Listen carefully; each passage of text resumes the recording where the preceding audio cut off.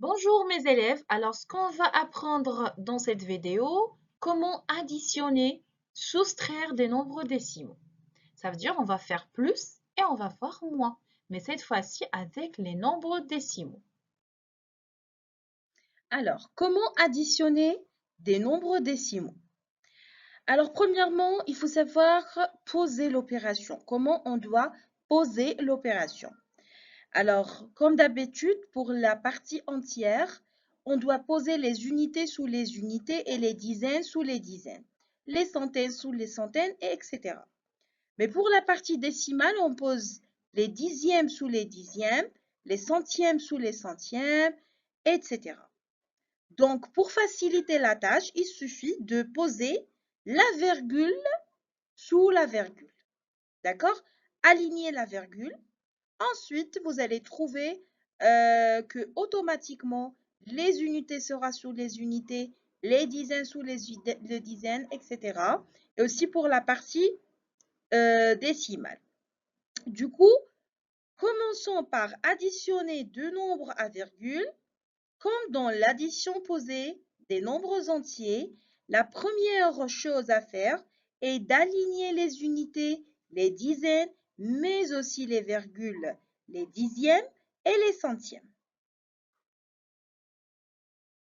Alors, puisque on a bien posé l'opération, les dizaines sous les dizaines, les centaines sous les centaines, les unités sous les unités et l'essentiel, la virgule sous la virgule, du coup, on passe maintenant au calcul. Alors, comme vous voyez, on a 35,8 plus 14,35. Mais ce qu'on peut remarquer, qu'on a rajouté un zéro là où on a le vide. Donc, pour l'addition, on n'est pas obligé de faire cette action. Par contre, si on a la soustraction, comme ce qu'on va voir après, on est obligé de faire ou de rajouter le zéro. Ça veut dire de remplacer le vide par un zéro. Mais puisque là, c'est de l'addition, moi, en général, toujours, je conseille mes élèves de rajouter le zéro. Comme ça, ils ne vont pas oublier ça, même si on a la soustraction. Bien, alors, on rajoute le zéro et on commence le calcul. Mais attention, on commence le calcul par le dernier rang qu'on a dans la partie décimale. Là, on a 0 plus 5. 0 plus 5 égale 5. 8 plus 3 égale à 11. Je pose le 1 et je garde la retenue 1, comme d'habitude, pas de changement. Mais attention, là, vous ne devez pas oublier de faire descendre la virgule. Il faut faire descendre la virgule. Ensuite, je termine. On a la retenue 1 plus 5, c'est 6. Ensuite, 6 plus 4, ça me donne 10. Encore, je mets un 0 et je garde la retenue 1.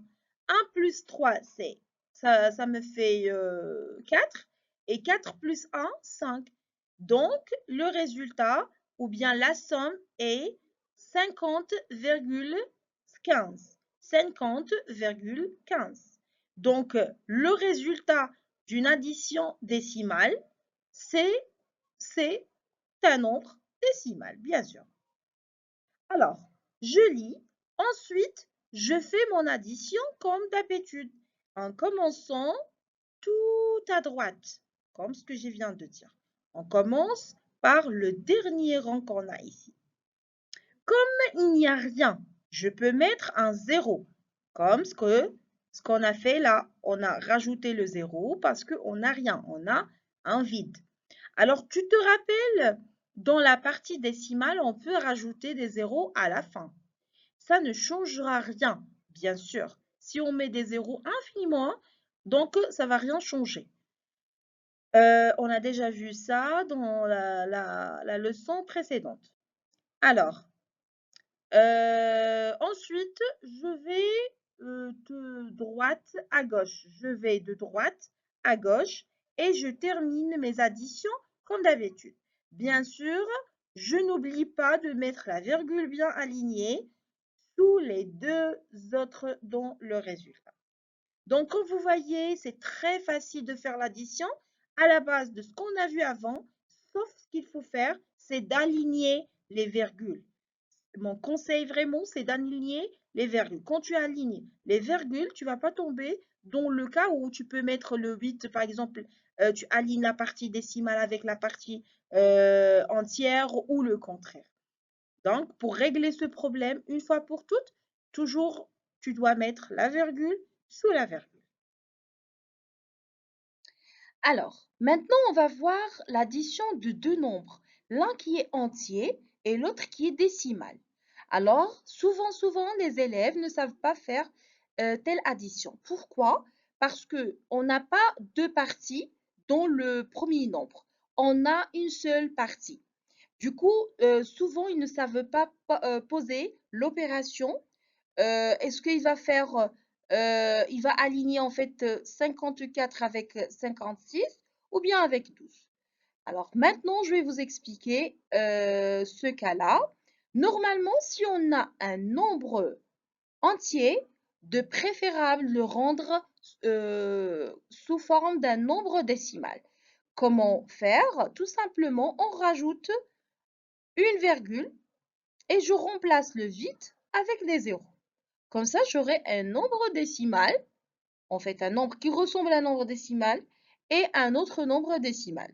Du coup, c'est simple pour vous de mettre, d'aligner la partie entière avec la partie entière et la partie décimale avec la partie décimale. Et toujours on commence de droite vers la gauche. Alors par le dernier rang, 0 plus 6 égale à 6, 0 plus 5 égale à 5. Bien sûr, je dois baisser la virgule. 4 plus 2, ça me donne 6. Et 5 plus 1, ça me donne 6. D'où la somme est 66,56. D'accord? Alors, vous devez juste faire attention que même si on n'a pas la partie décimale, vous pouvez la remplacer par des zéros. Alors, nous allons additionner un nombre entier et un nombre à virgule.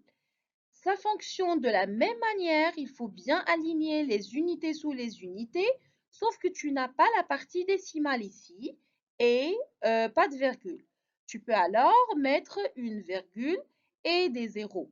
Si ça peut t'aider, ensuite tu additionnes. Bien sûr, tu n'es pas obligé de faire ça, mais de préférable. Alors, je préfère que tu poses l'opération de telle façon, comme ça, tu vas jamais te tromper.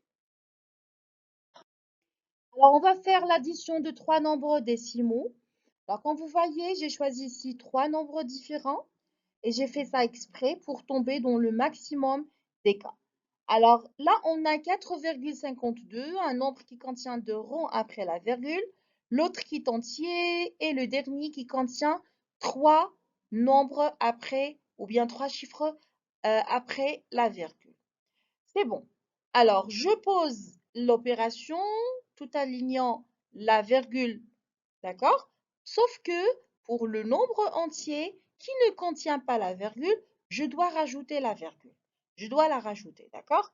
Et bien sûr, pour faciliter tout simplement le calcul. Mais sinon, si tu es capable de poser l'opération et que tu ne vas pas oublier que 5 représente la partie, les unités dans la partie entière, donc c'est bon. Sinon, fais la virgule, s'il te plaît, avec des zéros qui remplacent le vide.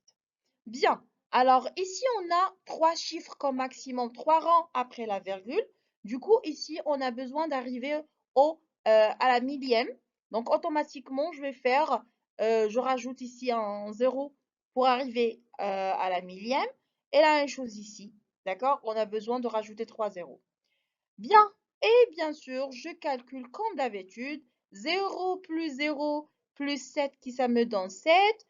2 plus 0 plus 6 ça me donne 8. 5 plus 0 plus 3 ça me donne 8.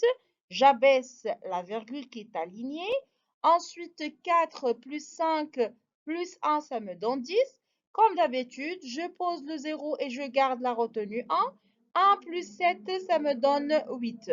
Donc, la somme ici, c'est 80,887. Alors, si on a trois nombres, c'est la même chose. La seule chose à penser, c'est de bien tout aligner et de ne pas oublier la virgule dans le résultat final. Voyez, alors c'est très simple, sauf que vous devez faire attention dans le cas où on a un nombre entier. Donc là où on doit faire attention un peu pour ne pas se tromper tout simplement. Comment soustraire des nombres décimaux? Alors, on a passé maintenant à la soustraction. Alors, j'ai proposé ici deux nombres, 86,4 moins 5,36. Alors, là, on va faire la même chose, on va appliquer la même règle. Comment je pose l'opération? De la même façon. La partie entière sous la partie entière. Les unités sous les unités. Là, on n'a pas de dizaines, mais là, on a des dizaines. Alors, on écrit 8, mais là, on laisse la place 8. Comme vous pouvez rajouter des zéros. Pour la virgule, virgule sous la virgule. Et on a la partie décimale, on a les dixièmes 3 sous les dixièmes 4. Dixième 3 sous les dixièmes 4. Et pour les centièmes, on a 6, mais là, on n'a rien. Alors, je mets le 6, mais là, je suis obligée, souligner ça, obligée, d'accord, de remplacer le vide par 0. On est obligé. Et on commence le calcul. 6, en fait, 0 moins 6. 0 moins 6, ce n'est pas possible. Du coup, j'emprunte une dizaine et je rends l'emprunt. J'emprunte une dizaine, sauf que là, je dois mettre les dizaines en haut. Alors ici, je dois mettre le 1 là. D'accord? J'emprunte une dizaine. Voilà. Et je rends l'emprunt et j'efface ça.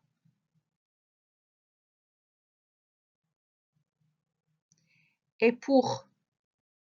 Non, je mets la même chose. Donc, j'emprunte les dizaines, j'ai dit.